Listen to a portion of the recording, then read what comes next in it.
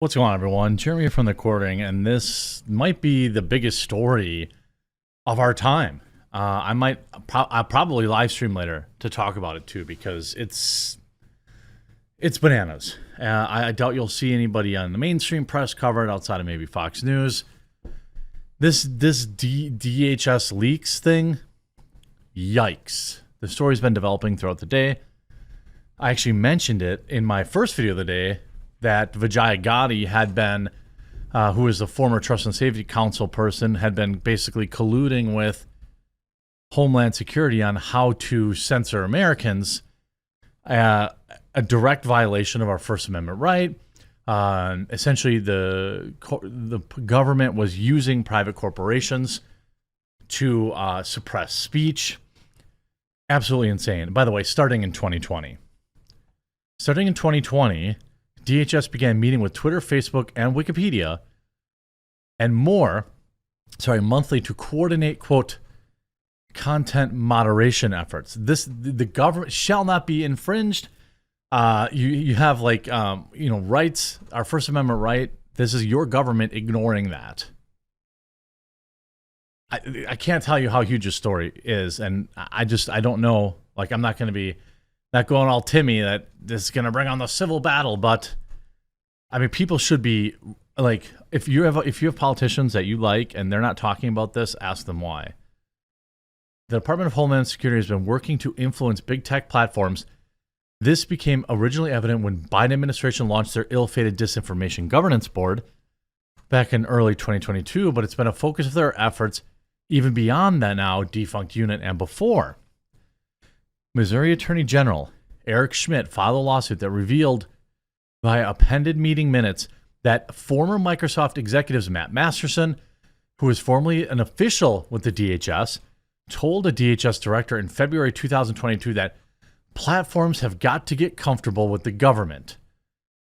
It's really interesting how hesitant they remain. This according to The Intercept. Prior to 2020, it was reported that DHS met with Twitter, Facebook, and Wikipedia and other platforms in order to coordinate content moderation operations. These meetings were part of an ongoing initiative which saw collusion and collaboration between the Department of Homeland Security and big tech to determine how, quote, misinformation would be dealt with on these platforms. Of course, we know there is the dictionary definition of misinformation, and then there is the misinformation that, seems the definition that seems to change with the wind. And the rules that enforce it seem to be politically motivated to some people. Areas that came under the purview included the withdrawal from Afghanistan, undertaken disastrously by President Joe Biden, as well as the origins of the coup, which became controversial enough that users were kicked off social media platforms for expressing the hypothesis that it may have originated somewhere. A Senate report found last week that this was the most likely scenario, by the way. Information that could undermine trust in financial institutions was also targeted. The Cybersecurity and Infrastructure Security Agency Act, signed by President Donald Trump, opened the door to this as it formed a new branch within the DHS, which then undertook to deal with the online disinformation. The CISA stated that it's understanding that the mission of the branch of the DHS was evolved and meant to communicate their concerns on disinformation to social media companies directly.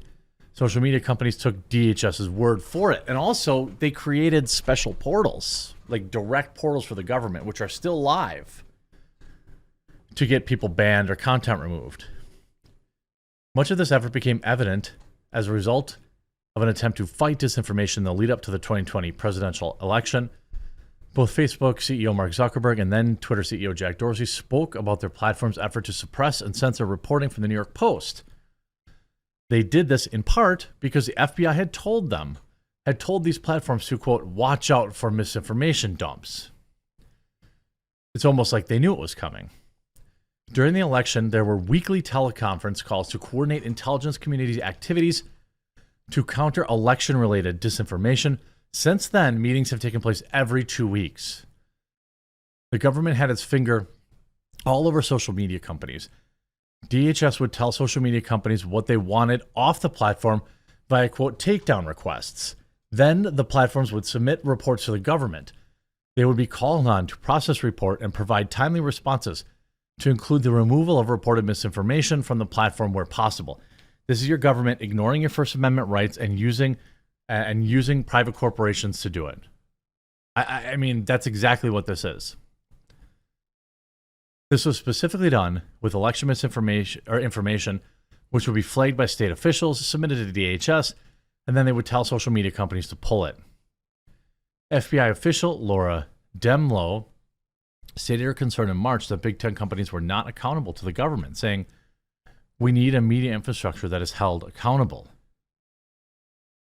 There is also a formalized process for government officials to directly flag content on Facebook or Instagram and request that it be throttled or suppressed through a special Facebook portal that requires a government or law enforcement email to use. At the time of this writing, the content request system at Facebook is still live. DHS and Meta, the parent company of Facebook, did not respond to requests for comment. The FBI declined to comment, The Intercept reports. This is massive. Massive. This is if you look at, the hashtag on Twitter, it should be the #1 trending thing. And I can't believe Elon hasn't said anything about it yet. Now we know, according to Jack Posobiec, now we know who is behind the algorithm, trending, Wikipedia, and search results all along. It was the feds.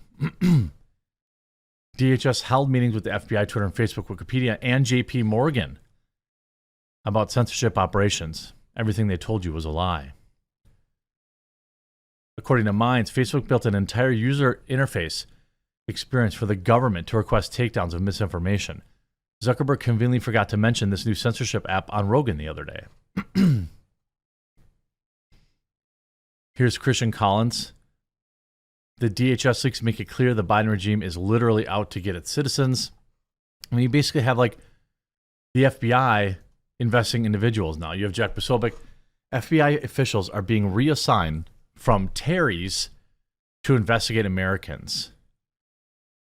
Another FBI official, a joint Terry task force officer, described the Intercept being reassigned this year from the Bureau's International Terry Division, where they have primarily worked on that, to Domestic Division to investigate Americans using anti-government individuals such as, whatever. They're investigating Americans. Schuon had, quote, "It's a privately held company." This is like one of those things where, I don't care what your politics are. This should shock you. And if your local, and if your government, your senators, Congress people aren't outraged by this, then they're in on it. Quote, "It's a private company. It can do whatever it wants. The government is dodging First Amendment violations by working with said private companies in order to suppress what people can say." She's 100% right. "It's a private company. It can do what it wants" was never a defense. It was a threat. She's 100% right. Representatives from JP Morgan Chase attended virtually all DHS meetings about federal government efforts to censor, quote, disinformation on social media. Are they laying the groundwork for debanking to become even more mainstream strategy? Of course they are. 100% without a doubt, debanking people is going to be far more common. We see it with companies like MasterCard getting people banned from Patreon and payment processors, things of that nature. By the way, if you made it this far in the video and you haven't subscribed, and I don't care what platform you're on, if you're on YouTube, Rumble, Odyssey, BitChute, please subscribe. This is going to be a huge story, and you just know it's going to be suppressed.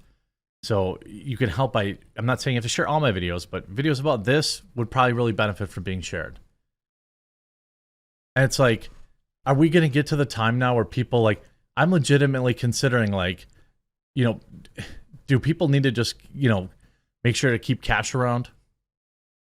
You know what I mean? Get your money out, protecting your money. I mean, if you ever try to go take out, let's say you have to pay a contractor and you have to take out 10 grand, they want to be paid in cash.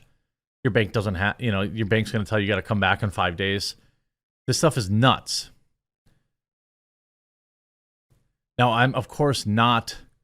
You see Benny Johnson, DHS leaks on Twitter, on trends on Twitter after bombshell report reveals DHS began to consider censoring, quote, misinformation during the 2020 election and plans to censor information in terms of the origins of the coup, the poke, racial justice, and the withdrawal from Afghanistan. This is far more significant than Watergate. This is what this person says. DHS leaks is more significant than Watergate. Oh my God. Yeah, it's way more significant. I mean, you have these people working with social media. Why do you think they wanted Elon to not buy Twitter so badly? Why do you think the machine worked so hard to stop him and is freaking out so much?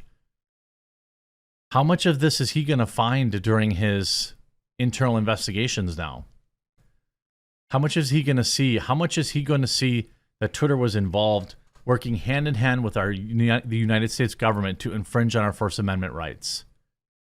This story is massive. You should be talking about it. You should be tweeting about it, using the hashtag. You should be making videos about it if you're a content creator.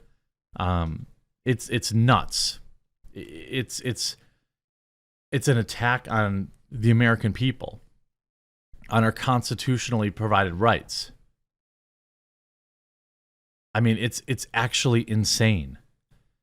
And you know, it's like, how can you ever trust any of these platforms? You just can't. This is the biggest. I mean, it's such a massive story. Make sure you subscribe, spread this video. Make sure you stay tuned. I will continue to update as new information breaks. I'm sure I'll have a new video about updates tomorrow as everyone starts to respond to this. Yikes.